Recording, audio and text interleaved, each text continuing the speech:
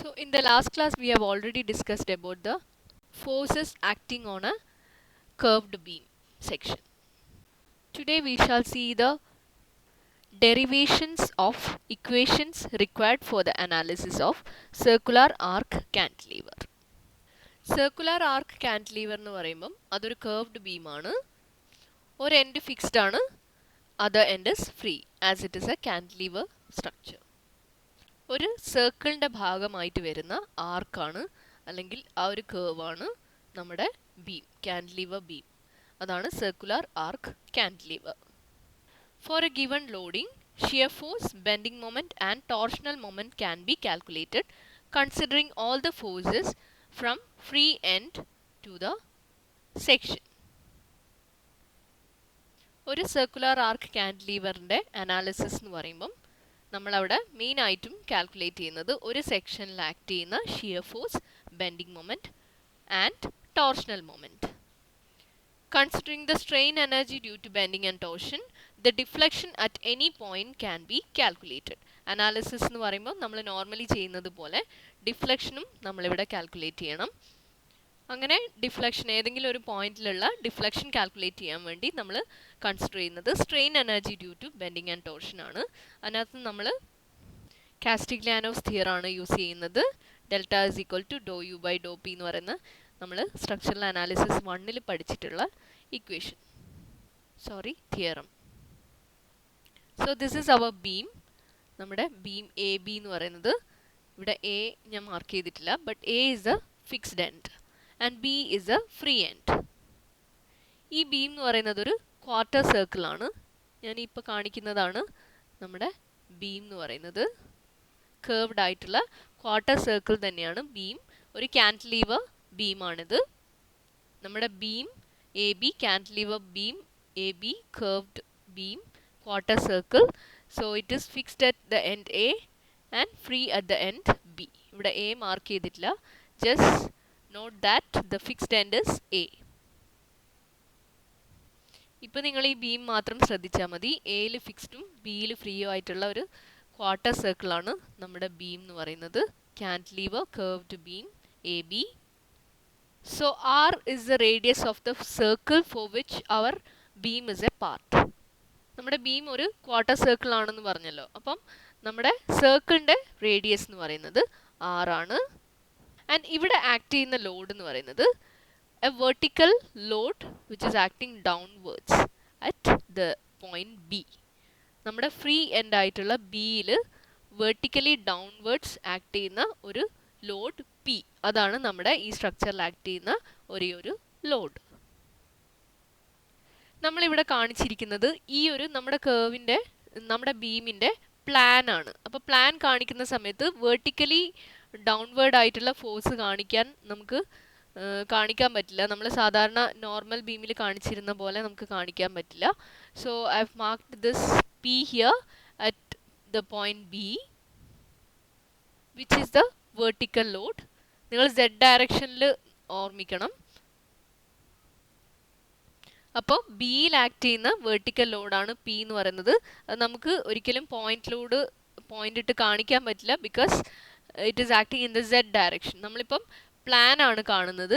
Just remember that this A B, നമ്മൾ ഈ ഫിഗറിൽ കാണുന്നത് നമ്മുടെ ബീമിൻ്റെ പ്ലാൻ ആണ്. അപ്പം ഈ പോയിന്റ് ബിയിൽ സെഡ് ഡയറക്ഷനിൽ 3 ഡയമെൻഷനിലായിട്ട് ആലോചിക്കുകയാണെങ്കിൽ പോയിന്റ് ബിയിലേക്ക് ആണ് നമ്മുടെ ലോഡ് ആക്ട് ചെയ്യുന്നത്. പി എന്ന് പറയുന്ന concentrated point load. So here determine the deflection at the free end and sketch the shear force and bending moment diagram. ഇതാണ് നമുക്കുള്ള ക്വസ്റ്റ്യൻ. ഇതാണ് നമ്മൾ ഇപ്പോൾ ഡിറൈവ് ചെയ്യാൻ പോകുന്നത്. അപ്പോൾ നമ്മുടെ ക്വസ്റ്റ്യൻ ക്ലിയർ ആയിട്ട് മനസ്സിലാക്കുക. ഇവിടെ വേറൊന്നും നോക്കണ്ട. ബീം എ ബി, കേർവ്ഡ് ആയിട്ടുള്ള ക്വാർട്ടർ സർക്കിൾ ആണ് നമ്മുടെ ബീം എ ബി എന്ന് പറയുന്നത്. എ എന്ന് പറയുന്ന എൻഡ് ഫിക്സ്ഡ് ആണ്, ബി എന്ന് പറയുന്ന എൻഡ് ഫ്രീ ആണ്. ഇവിടെ ബിയിലേക്ക് വെർട്ടിക്കലി ഡൗൺവേർഡ്സ് ആയിട്ട് നമ്മുടെ ഒരു പോയിന്റ് ലോഡ് പി ആക്ട് ചെയ്യുന്നുണ്ട്. അപ്പോൾ അങ്ങനെയാണെങ്കിൽ അവിടെ ഉണ്ടാവുന്ന ഡിഫ്ലക്ഷൻ കാൽക്കുലേറ്റ് ചെയ്യാനുണ്ട്. അതുപോലെ ബാക്കിയുള്ള സെക്ഷനിലുള്ള ബെൻഡിങ് മൊമെൻറ്റ്, ഷിയർ ഫോഴ്സ്, അങ്ങനെയൊക്കെയുള്ള കാര്യങ്ങൾ കാൽക്കുലേറ്റ് ചെയ്യാനുള്ള ഇക്വേഷൻസ് കാര്യങ്ങളൊക്കെയാണ് നമ്മളിപ്പോൾ ഡിറൈവ് ചെയ്യാൻ പോകുന്നത്. ഓക്കെ, ക്വസ്റ്റ്യൻ കാണുമ്പോൾ നിങ്ങൾ ഈ ഒരു ബീം മാത്രം ആലോചിച്ചാൽ മതി. നമ്മുടെ സർക്കിളിൻ്റെ റേഡിയസ് എന്ന് പറയുന്നത് 6 ആണ്. ഇനി നമുക്ക് ഈ ഫിഗറിലേക്ക് വീണ്ടും വരാം. ഇതാണ് നമ്മുടെ quarter circle beam A B. അപ്പം ഇവിടെ ഒരു പോയിന്റ് ആണ്, നമ്മുടെ ബീമിലുള്ള ഒരു പോയിന്റ് ആണ് സി എന്ന് പറയുന്നത്. നമ്മുടെ സർക്കിളിൻ്റെ ഒറിജിൻ ആണ് ഒ എന്ന് പറയുന്നത്. നമ്മുടെ എ ബി എന്ന് പറയുന്ന ബീമിലുള്ള ഒരു റാൻഡം പോയിന്റ് ആണ് സി എന്ന് പറയുന്നത്. അപ്പോൾ നമ്മുടെ സർക്കിളിൻ്റെ ഒറിജിൻ ആണ് ഒ എന്ന് പറയുന്നത്. അപ്പോൾ അത് രണ്ടും കണക്ട് ചെയ്ത് വരയ്ക്കുന്ന ലൈൻ ഒ സി. അപ്പോൾ ഒ സി എന്ന് പറയുന്ന ലൈൻ ഹൊറിസോണ്ടലും ആയിട്ട് ഉണ്ടാക്കുന്ന ആംഗിൾ ആണ് ആൽഫ. ഒ സി എന്ന് പറയുന്ന ലൈനിന് പെർപെൻഡിക്കുലർ ആയിട്ട് നമ്മുടെ പോയിന്റ് ബിയിലേക്ക് വരച്ചിരിക്കുന്ന ലൈനാണ് ബി ഡി എന്ന് പറയുന്നത്.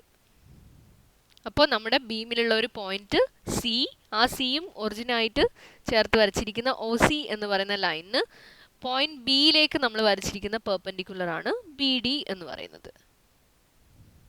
അപ്പോൾ ഇവിടെ ബി ഡി എന്ന് പറയുന്ന ലൈനിൻ്റെ ലെങ്ത് എന്ന് പറയുന്നത് സ്മോൾ എ ആണ്. അതുപോലെ ഡി സിയുടെ ലെങ്ത് എന്ന് പറയുന്നത് ബി ആണ്, സ്മോൾ ബി ആണ്. So what is small a and what is small B, അത് ഓർത്ത് വെക്കുക. നമ്മുടെ ബീമിലുള്ള ഒരു പോയിന്റ് സിയും ഒറിജിനുമായി ജോയിൻ ചെയ്ത് വരച്ചിരിക്കുന്ന ലൈൻ ഒ സി. അപ്പോൾ ഒ സി എന്ന് പറയുന്ന ലൈനിന് നമ്മുടെ പോയിന്റ് ബിയിൽ വരച്ചിരിക്കുന്ന പെർപെൻഡിക്കുലർ ആണ് ബി ഡി. അപ്പോൾ ബി ഡിയുടെ ലെങ്ത് ആണ് സ്മോൾ എ, ആൻഡ് അങ്ങനെയാണെങ്കിൽ ഡി സിയുടെ ലെങ്ത് ആണ് small b. And here you can see that. And alpha എന്താന്ന് പറഞ്ഞിരുന്നു, ഒ സി എന്ന് പറയുന്ന ലൈൻ ഹൊറിസോണ്ടലും ആയിട്ട് ഉണ്ടാക്കുന്ന ആംഗിൾ ആണ് ആംഗിൾ ആൽഫ. അപ്പോൾ here we will see some trigonometric relations like sin alpha is equal to a by r. നമ്മുടെ triangle O D B എടുത്തു കഴിഞ്ഞാൽ sin alpha is equal to a by r, that is db divided by ob, which is a by r. Then cos alpha is equal to r minus b, അതായത് നമ്മുടെ O D എന്ന് പറയുന്ന line which is R minus B. അതായത് O C എന്ന് പറയുന്നത് R തന്നെയാണ്, അതിൽ നിന്ന് നമ്മുടെ ഈ ബി ഡി സി മൈനസ് ചെയ്യുമ്പോഴാണ് ഒ ഡി കിട്ടുന്നത്. So cos alpha is equal to O D divided by R, which is O D is equal to R minus B. ഈ റേഡിയസിൽ നിന്ന് ഈ ഒരു പോർഷൻ ഡി സി എന്ന് പറയുന്ന പോർഷൻ മൈനസ് ചെയ്യുമ്പോഴാണ് O D. So cos alpha is equal to O D by O B. O D is equal to R minus B and OB is equal to R. So cos alpha is equal to R minus B by R. And here small a is equal to R sin alpha and small b is equal to R into 1 minus cos alpha. ഇത്രയാണ് ഈ ഫിഗറിൽ നമുക്ക് പറയാനുള്ളത്. ഇനി നമ്മുടെ section സിയിൽ act ചെയ്യുന്ന forces എന്തൊക്കെയാണെന്ന് നമുക്ക് നോക്കാം.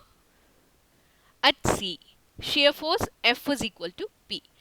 നമ്മുടെ സി എന്ന് പറയുന്ന സെക്ഷനിൽ ആക്ട് ചെയ്യുന്ന ഷിയർ ഫോഴ്സിൻ്റെ value will be equal to P.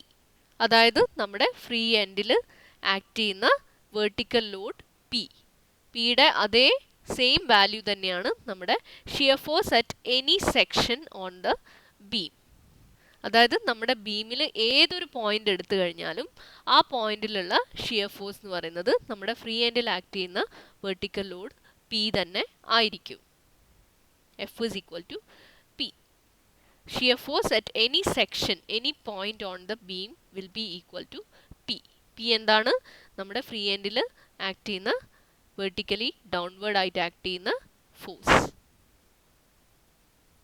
And നമ്മൾ ഷിയർ ഫോഴ്സ് പറഞ്ഞു. ഇനി അടുത്തത് bending moment. Bending moment is equal to minus P into A. അപ്പോൾ പി എന്ന് പറയുന്ന സി എന്ന് പറയുന്ന സെക്ഷനിൽ ആക്ട് ചെയ്യുന്ന bending moment will be equal to minus P into A.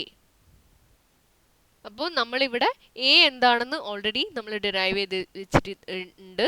അപ്പം A is equal to R sine alpha. So bending moment at section C is equal to minus P R sine theta sine alpha.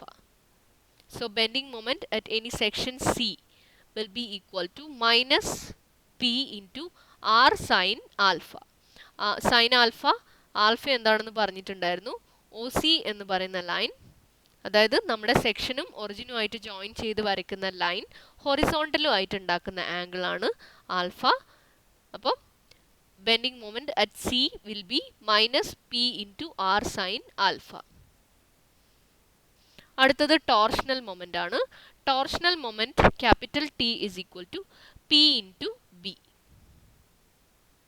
ഇതൊക്കെ നമ്മൾ ഓർത്തു വെക്കാനുള്ള equations ആണ്.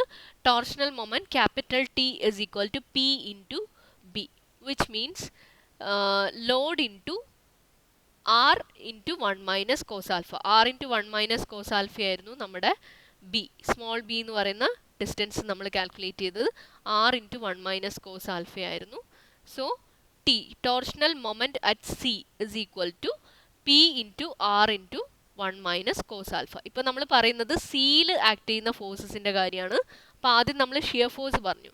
Shear force will be equal to P and bending moment at C will be equal to minus PR sin alpha, and the torsional moment will be equal to PR into 1 minus cos alpha. അപ്പോൾ ഈ മൂന്ന് forces ആണ് നമ്മുടെ section സിയിൽ act ചെയ്യുന്നത്. ഇപ്പം നമ്മൾ പറഞ്ഞത് സി എന്ന് പറയുന്ന നമ്മുടെ ബീമിൽ ഉള്ള ഒരു പോയിന്റിൽ ആക്ട് ചെയ്യുന്ന ഫോഴ്സസ് ആണ് shear force, bending moment, torsional moment. Shear force is equal to P, bending moment is equal to minus PR into sin alpha, and torsional moment T is equal to PR into 1 minus cos alpha. സിയിൽ act ചെയ്യുന്ന മൂന്ന് ഫോഴ്സസിൻ്റെ കാര്യം പറഞ്ഞു. ഇനി നമ്മൾ പറയാൻ പോകുന്നത് നമ്മുടെ എൻഡ് എയിൽ ഫിക്സ്ഡ് എൻഡിൽ ആക്ട് ചെയ്യുന്ന ഫോഴ്സസിൻ്റെ കാര്യമാണ്. ഫിക്സ്ഡ് എൻഡിൽ ആക്ട് ചെയ്യുന്ന shear force will be equal to again P. നമ്മുടെ ബീമിൽ എവിടെയാണെങ്കിലും അവിടെ ഏത് പോയിന്റിൽ ആക്ട് ചെയ്യുന്ന ഷിയർ ഫോഴ്സിൻ്റെ വാല്യൂം will be equal to P. അതുപോലെ നമ്മുടെ എൻഡ് എ ഫിക്സ്ഡ് എൻഡിൽ ആക്ട് ചെയ്യുന്ന shear force will be equal to P, and bending moment will be equal to P R, and torsional moment will be equal to P R. എന്തുകൊണ്ടാണ്? Logically ആലോചിച്ച് നോക്കിക്കഴിഞ്ഞാൽ end A എടുക്കുകയാണെങ്കിൽ നമ്മുടെ alpha value എന്ന് പറയുന്നത് 90 ഡിഗ്രിയാണ്. അപ്പോൾ നമ്മുടെ ആൽഫ 90 ഇക്വേറ്റ് ചെയ്ത് കഴിഞ്ഞാൽ, സബ്സ്റ്റിറ്റ്യൂട്ട് ചെയ്ത് കഴിഞ്ഞാൽ bending moment will be equal to minus P R വരും, torsional moment will be equal to P R വരും. സോ ഇപ്പം നമ്മൾ രണ്ട് കാര്യങ്ങളാണ് പറഞ്ഞത്. നമ്മുടെ ബീമിൻ്റെ ഒരു സെക്ഷൻ സി എന്ന് പറയുന്ന ഒരു പോയിന്റ് എടുക്കുകയാണെങ്കിൽ അവിടെ ആക്ട് ചെയ്യുന്ന മൂന്ന് forces, shear force, bending moment and torsional moment, ഈ മൂന്നിൻ്റെയും വാല്യൂസ് എങ്ങനെ കാൽക്കുലേറ്റ് ചെയ്യാമെന്ന് പറഞ്ഞു. അതുപോലെ ഫിക്സ്ഡ് എൻഡിൽ എ എന്ന് പറയുന്ന ഫിക്സ്ഡ് എൻഡിൽ ആക്ട് ചെയ്യുന്ന shear force, bending moment and torsional moment എങ്ങനെ കാൽക്കുലേറ്റ് ചെയ്യാം, അത്രയാണ് നമ്മളിപ്പോൾ പറഞ്ഞത്. ഇനി നമുക്ക് shear force diagram, bending moment diagram, torsional moment diagram, ഈ മൂന്ന് ഡയഗ്രാംസും വരയ്ക്കണം. ആദ്യമായിട്ട് നമുക്ക് ഷിയർ ഫോഴ്സ് ഡയഗ്രാം നോക്കാം. ഇതാണ് നമ്മുടെ ഷിയർ ഫോഴ്സ് ഡയഗ്രാം. ഇവിടെ ഞാൻ പറഞ്ഞു നമ്മുടെ ബീമിൽ എവിടെ എടുത്തു കഴിഞ്ഞാലും ഷിയർ ഫോഴ്സിൻ്റെ വാല്യൂ പി തന്നെ ആയിരിക്കും. എന്താണ് പി? നമ്മുടെ ഫ്രീ എൻഡിൽ ആക്ട് ചെയ്യുന്ന വെർട്ടിക്കലി ഡൗൺവേർഡ്സ് ആയിട്ട് ആക്ട് ചെയ്യുന്ന ഫോഴ്സ് ആണ് പി എന്ന് പറയുന്നത്. അപ്പോൾ ഈ പി തന്നെയായിരിക്കും നമ്മുടെ throughout the beam shear ഫോഴ്സിൻ്റെ വാല്യൂ. അതാണ് നമ്മുടെ ഷിയർ ഫോഴ്സ് ഡയഗ്രാം ഇങ്ങനെ വരച്ചിരിക്കുന്നത്. പി തന്നെയാണ് നമ്മുടെ ഷിയർ ഫോഴ്സിൻ്റെ വാല്യൂ. ഏത് പോയിന്റ് എടുത്തു കഴിഞ്ഞാലും നമ്മുടെ ഫ്രീ എൻഡ് മുതൽ ഫിക്സ്ഡ് എൻഡ് വരെയുള്ള ഏത് പോയിന്റ്, ബീമിലുള്ള ഏത് പോയിന്റ് എടുത്തു കഴിഞ്ഞാലും അവിടെയുള്ള ഷിയർ ഫോഴ്സിൻ്റെ വാല്യൂ എന്ന് പറയുന്നത് പി ആണ്. അപ്പോൾ ഈ ഓർഡിനേറ്റ് എല്ലായിടത്തും പി തന്നെയാണ് വരിക. അതാണ് ഷിയർ ഫോഴ്സ് ഡയഗ്രാം. അടുത്തത് ബെൻഡിങ് മൊമെന്റ് ഡയഗ്രാം ആണ്. അപ്പോൾ ബെൻഡിങ് മൊമെന്റ് ഡയഗ്രാം എന്ന് പറയുന്നത് ഞാൻ നേരത്തെ പറഞ്ഞിരുന്നു, സിയിൽ ഏതെങ്കിലും ഒരു പോയിന്റ് സി എടുത്തു കഴിഞ്ഞാൽ അവിടെയുള്ള ബെൻഡിങ് മൊമെന്റിന്റെ വാല്യൂ എന്ന് പറയുന്നത് മൈനസ് പി ആർ സൈൻ ആൽഫയാണ്. അതുപോലെ എയിലുള്ളത് മൈനസ് പി ആറും ആണ്. ഇവിടെ മൈനസ് എന്ന് കാണിച്ചിട്ടില്ല, പക്ഷേ ഇങ്ങനെയാണ് നമ്മുടെ ബെൻഡിങ് മൊമെന്റ് ഡയഗ്രാം വരിക. അതായത് ആൽഫ വാരി ചെയ്യുന്നു, അപ്പോൾ ഓർഡിനേറ്റും അതിനനുസരിച്ച് വാരി ആവുന്നുണ്ട്. അപ്പോൾ ഇത് കേർവ്ഡ് ആയതുകൊണ്ടാണ് ഓർഡിനേറ്റ് എന്നുള്ള വേർഡ് എന്നാലും യൂസ് ചെയ്യാണ്. ആൽഫ 0 ആവുന്നിടത്ത്, അതായത് നമ്മുടെ പോയിന്റ് ബിയിലാണെങ്കിൽ ആൽഫ 0 ആണ്, അപ്പോൾ അവിടെ ബെൻഡിങ് മൊമെന്റിന്റെ വാല്യൂ 0 ആണ്. അതുപോലെ എ എന്ന് പറയുന്ന എൻഡിൽ alpha is equal to 90 degree. അപ്പം പി ആർ ആണ് നമ്മുടെ ബെൻഡിങ് മൊമെൻറ്റിൻ്റെ ഓർഡിനേറ്റ് വരുന്നത്. അതുപോലെ ആൽഫ, ഇതിവിടെ ഇപ്പോൾ കാണിച്ചിരിക്കുന്ന ആൽഫ എന്ന് പറയുന്നത് നമ്മുടെ സെക്ഷൻ സി. അപ്പോൾ അവിടെയുള്ള ബെൻഡിങ് മൊമെൻറ്റിൻ്റെ value minus P R sine ആൽഫയാണ്. അപ്പം അത്രയാണ് ബെൻഡിങ് മൊമെൻറ്റ് വരക്കാൻ വേണ്ടി നമ്മൾ യൂസ് ചെയ്തിട്ടുള്ളത് ഡയഗ്രത്തിന് വേണ്ടി. അപ്പോൾ ഇതാണ് നമ്മുടെ ക്വാർട്ടർ സർക്കിളിൻ്റെ സർക്കുലർ ബീമിൻ്റെ ബെൻഡിങ് മൊമെൻറ്റ് ഡയഗ്രാം. ഓർഡിനേറ്റ് ശ്രദ്ധിക്കേണ്ടത് ബിയിൽ 0 ആണ്, എയിൽ പി ആർ ആണ്. ഒരു റാൻഡം പോയിന്റ് എടുത്തു കഴിഞ്ഞാൽ അങ്ങോട്ടുള്ള വരയ്ക്കുന്ന ഒറിജിനുമായിട്ട് ജോയിൻ ചെയ്ത് വരയ്ക്കുന്ന ലൈൻ ഹൊറിസോണ്ടലുമായിട്ട് ഉണ്ടാക്കുന്ന ആംഗിൾ ആൽഫയാണെങ്കിൽ അവിടെയുള്ള ഓർഡിനേറ്റ് എന്ന് പറയുന്നത് പി ആർ സൈൻ ആൽഫയാണ്. അപ്പോൾ ഇത്രയാണ് ബെൻഡിങ് മൊമെൻറ്റ് ഡയഗ്രാം നമ്മുടെ ക്വാർട്ടർ സർക്കുലർ ബീമിൻ്റെ. അടുത്തത് ടോർഷണൽ മൊമെൻറ്റ് ഡയഗ്രാം ആണ്. ടോർഷണൽ മൊമെൻറ്റ് ഡയഗ്രാം സെയിം തന്നെയാണ്, പക്ഷേ ഓർഡിനേറ്റ് എന്ന് പറയുന്നത് P R into 1 minus cos ആൽഫയാണ്. ബെൻഡിങ് മൊമെൻറ്റ് ഡയഗ്രത്തിലായിരുന്നെങ്കിൽ ordinate P R into sine ആൽഫയാണ്. ഇവിടെ ordinate P R into 1 minus cos ആൽഫയാണ്. പക്ഷേ ഡയഗ്രാം സെയിം ആയിട്ട് തന്നെയാണ് വരിക. അതായത് എൻഡ് ബിയിൽ വരുമ്പം ആൽഫ ഇസ് ഈക്വൽ ടു 0 ആവുന്ന സമയത്ത് P R into 1 minus cos alpha എന്ന് പറയുമ്പം പി ആർ ഇൻറ്റു 1 മൈനസ് 1 ആവും. അപ്പോൾ അങ്ങനെ നമ്മുടെ ബിയിലുള്ള ഓർഡിനേറ്റ് 0 ആണ്. അതുപോലെ എ എത്തുമ്പോഴേക്കും alpha is equal to 90 degree. So cos alpha എന്ന് പറയുന്നത് 0 ആണ്. So P R will be the ordinate here. അതുപോലെ ഒരു റാൻഡം പോയിന്റ് സി എടുത്തു കഴിഞ്ഞാൽ അതിൻ്റെ ഓർഡിനേറ്റ് എന്ന് പറയുന്നത് P R into 1 minus cos ആൽഫയാണ്. അപ്പോൾ ഈ 3 ഡയഗ്രാംസും ഓർത്ത് വെക്കുക: shear force diagram, bending moment diagram and torsional moment diagram. അപ്പോൾ അടുത്തതായിട്ട് നമ്മൾ ചെയ്യാൻ പോകുന്നത് ഫ്രീ എൻഡിലുള്ള ഡിഫ്ലക്ഷൻ കാൽക്കുലേറ്റ് ചെയ്യുക എന്നുള്ളതാണ്. അപ്പോൾ അതിന് ഞാൻ നേരത്തെ പറഞ്ഞ പോലെ നമ്മൾ കാസ്റ്റിഗ്ലിയാനോസ് തിയറം ആണ് യൂസ് ചെയ്യാൻ പോകുന്നത്. സ്ട്രെയിൻ എനർജി ആദ്യം നമ്മൾ കാൽക്കുലേറ്റ് ചെയ്യുക, അതിനുശേഷം deflection delta at the free end will be doh U by Dr P. Okay, ഇനി സ്ട്രെയിൻ എനർജി എങ്ങനെയാണ് കാൽക്കുലേറ്റ് ചെയ്യാൻ ചോദിച്ചു കഴിഞ്ഞാൽ നമ്മുടെ നോർമൽ ആയിട്ടുള്ള സ്ട്രെയിറ്റ് ബീമിൻ്റെ കേസിലായിരുന്നെങ്കിൽ U is equal to integral M square by 2EI ds ആയിരുന്നു. നമ്മൾ അത് വെച്ചിട്ട് ഒരുപാട് പ്രോബ്ലംസും ഒക്കെ സോൾവ് ചെയ്തിട്ടുണ്ടായിരുന്നു. പക്ഷേ ഇവിടെ നമ്മുടെ കേർവ്ഡ് ബീം ആയതുകൊണ്ട് സ്ട്രെയിൻ എനർജീൻ്റെ ഇക്വേഷൻ ഇതാണ്: U is equal to integral M square by 2EI ds plus നമ്മുടെ ടോർഷണൽ മൊമെൻ്റ് ഉണ്ട്, അതുകൊണ്ടുള്ള സ്ട്രെയിൻ എനർജിയും കൂടെ നമ്മൾ കൺസിഡർ ചെയ്യണം, which is equal to integral T square by 2GJ into ds. നമ്മൾ EI എന്ന് പറയുന്നത് ഫ്ലെക്സുറൽ റിജിഡിറ്റി എന്ന് പറയുന്ന സമയത്ത് GJ എന്ന് പറയുന്നത് ടോർഷണൽ റിജിഡിറ്റി ആണ്. G എന്ന് പറയുന്നത് നമുക്കറിയാം, it is the modulus of rigidity, and J is the polar moment of ഇനേഷ്യ. അപ്പോൾ unlike the straight beam we have strain energy due to the bending moment as well as the torsional moment. So അത് രണ്ടും കൂടെ add ചെയ്ത് കഴിഞ്ഞാൽ നമ്മുടെ total strain energy കിട്ടും, which is equal to integral m square by 2EI ds plus integral t square by 2GJ ds.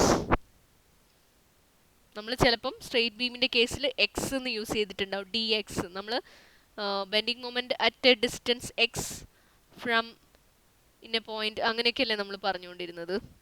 ഇവിടെ D S ആണ് use ചെയ്തിട്ടുള്ളത്. സെയിം തന്നെയാണ്, അത് നമുക്ക് കൂടുതൽ ഡെറിവേഷനിലേക്ക് പോകുമ്പോൾ നമുക്ക് കൂടുതൽ മനസ്സിലാവും. അപ്പോൾ നമുക്ക് ആദ്യം സ്ട്രെയിൻ എനർജി കാൽക്കുലേറ്റ് ചെയ്യാം, അതിനുശേഷം അതിൽ നിന്ന് deflection delta is equal to will take the derivative of U with respect to the load. So dou u by dou p is equal to integral 2m by 2EI into dm by dp into ds. അതായത് നമ്മൾ യുവിനെ വിത്ത് respect to P നമ്മൾ derivative എടുത്തു എന്നുള്ളൂ. അപ്പം M square എന്നുള്ളത് 2m ആയി, പിന്നെ അതിൻ്റെ ഡെറിവേറ്റീവ് dm by dp into ds plus T square by 2GJ ആണ്. അതിൻ്റെ ഡെറിവേറ്റീവ് എടുക്കുന്ന സമയത്ത് നമ്മൾ 2t ഡിവൈഡ് ബൈ 2GJ എന്ന് പറയുന്ന കോൺസ്റ്റൻറ്റ് അതുപോലെ വരും, പിന്നെ into derivative dt by dp into ds. അതായത് നമ്മുടെ യു എന്ന് പറയുന്ന ഇക്വേഷൻ, സ്ട്രെയിൻ എനർജി ഇക്വേഷൻ്റെ നമ്മൾ doh U by Dr P എന്ന് പറയുന്ന ഡെറിവേറ്റീവ് എടുത്തു എന്നേ ഉള്ളൂ with respect to the load. അപ്പം ഇതാണ് നമ്മുടെ ഇനി നമ്മൾ ചെയ്യാൻ പോകുന്നത് doh U by Dr P calculate ചെയ്യുക എന്നുള്ളതാണ്. That is our delta. അതുപോലെ ഡി എസ് എന്താണെന്ന് നോക്കാം. If this is our beam A B, then just take a small segment on the beam which is D S. അതാണ് നമ്മുടെ D S എന്ന് പറയുന്നത്. ആ സെഗ്മെൻറ്റൽ ആംഗിൾ എന്ന് പറയുന്നത് ഡി ആൽഫയാണ്. അങ്ങനെയാണെങ്കിൽ ഇവിടെ D S is equal to R D alpha. നമ്മൾ എല്ലാം നമുക്ക് ആൽഫേൻ്റെ ടേംസിൽ കിട്ടാൻ വേണ്ടിയാണ് നമ്മൾ ഡി എസിനെ ആൽഫേൻ്റെ ടേംസിലേക്ക് മാറ്റി. D S is equal to R D alpha. And we know that M is equal to minus P R into sine alpha. അപ്പം ബെൻഡിങ് മൊമെൻറ്റിൻ്റെ D M by D P ആണ് നമുക്ക് വേണ്ട അടുത്ത ടേം എന്ന് പറയുന്നത് നമ്മുടെ ഇക്വേഷനിലേക്ക് സബ്സ്റ്റിറ്റ്യൂട്ട് ചെയ്യാൻ വേണ്ടി. So we know that M is equal to minus P R into sine alpha. So D M by D P is equal to minus R sine alpha.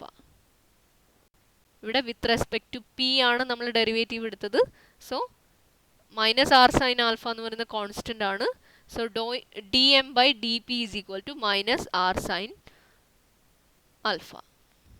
And also നമുക്ക് D T by D പിൻ്റെ വാല്യൂം കൂടെ വേണം. And we know T is equal to P R into 1 minus cos alpha.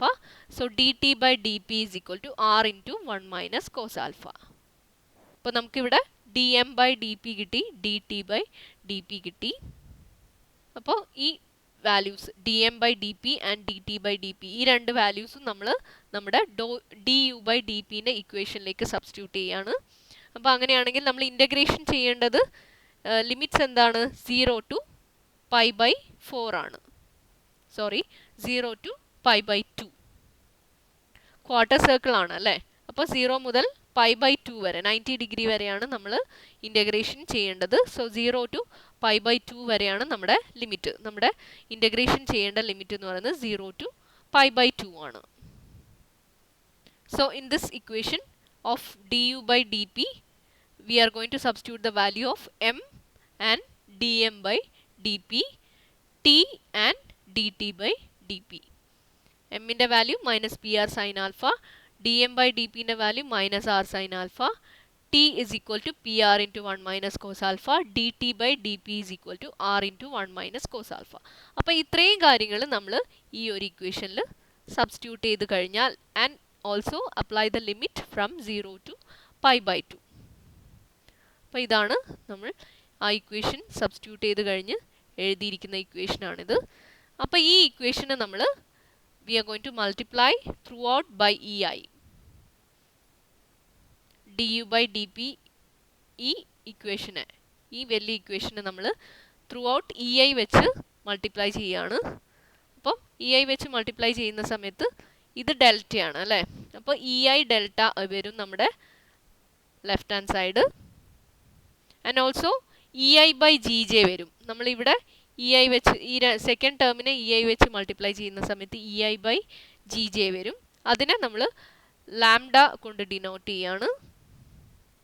So we are going to multiply this equation by E I and E I by G J is equal to lambda എന്നും denote ചെയ്യാൻ പോവാണ്. Then our left hand side is delta into ei. ei delta ആണ്. du by dp എന്ന് പറയുന്ന delta ആയിരുന്നു. അപ്പോൾ നമ്മൾ through out ആ ഇക്വേഷനെ ei കൊണ്ട് മൾട്ടിപ്ലൈ ചെയ്തു. So ei delta is equal to integral from 0 to pi by 2 pr cube sin square alpha d alpha plus lambda into lambda is nothing but ei by gj lambda into integral 0 to pi by 2 pr cube into 1 minus cos alpha whole square into D alpha. ഒന്നുമില്ല, നമ്മൾ M D M by D P, T D T by D P ഇത്രയും values substitute ചെയ്തു. E I കൊണ്ട് throughout multiply ചെയ്തു. And E I by G J is equal to lambda എന്ന് denote ചെയ്തു. ഇത്രയും കാര്യങ്ങളാണ് ചെയ്തത്. അപ്പോൾ നമുക്ക് കിട്ടുന്ന ഇക്വേഷനാണിത്. ഇനി ഒന്നുമില്ല, നമ്മൾ ഇതിനെ ഇൻറ്റഗ്രേറ്റ് ചെയ്യണം. അപ്പോൾ പി ആർ ക്യൂബ് കോൺസ്റ്റൻ്റ് ആണ്. ലാംഡ ഇവിടെയും പി ആർ ക്യൂബ് കോൺസ്റ്റൻ്റ് ആണ്. ലാംഡ പി ആർ ക്യൂബ് പുറത്തേക്ക് വരും. അപ്പോൾ ഇനി ഇവിടെ sine square alpha D alpha അതിൻ്റെ ഇൻ്റഗ്രേഷൻ ആണ് വേണ്ടത് ഫ്രം 0 to π/2. ഇവിടെയാണെങ്കിൽ 1 minus cos alpha whole square D alpha അതിൻ്റെ ഇൻ്റഗ്രേഷൻ ആണ് ചെയ്യേണ്ടത് ഫോർ ദ ലിമിറ്റ് 0 to π/2. അപ്പോൾ sine square alpha is equal to 1 minus cos 2 alpha by 2 എന്ന് കൊടുത്തു. അതുപോലെ 1 മൈനസ് കോസ് ആൽഫ ഹോൾ സ്ക്വയറിനെ ആദ്യം ബ്രാക്കറ്റ് റിമൂവ് ചെയ്യാൻ വേണ്ടി സ്ക്വയർ ചെയ്തു. 1 മൈനസ് കോസ് ആൽഫ സ്ക്വയർ എന്ന് പറയുമ്പോൾ 1 minus 2 cos alpha plus cos square alpha ആവും. ഇവിടെ വീണ്ടും കോസ് സ്ക്വയർ ആൽഫയ്ക്ക് പകരം 1 പ്ലസ് കോസ് 2 ആൽഫ ബൈ 2 എന്ന് കൊടുത്തു.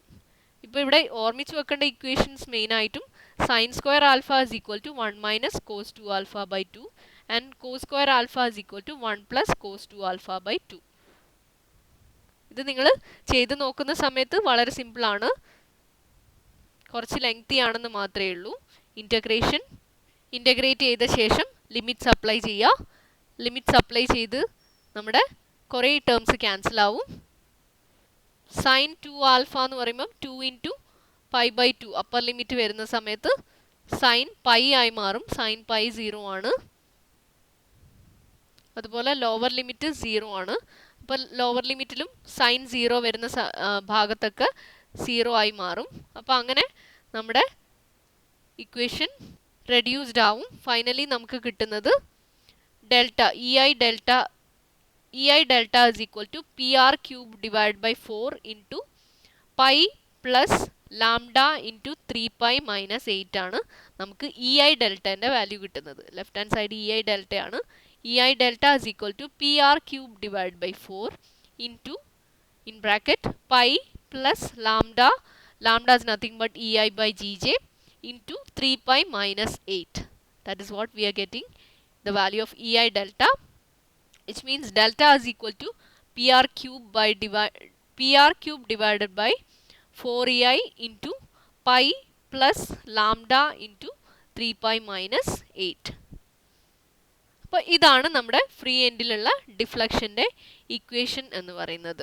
PR cube divided by 4EI into pi plus lambda into 3 pi minus 8.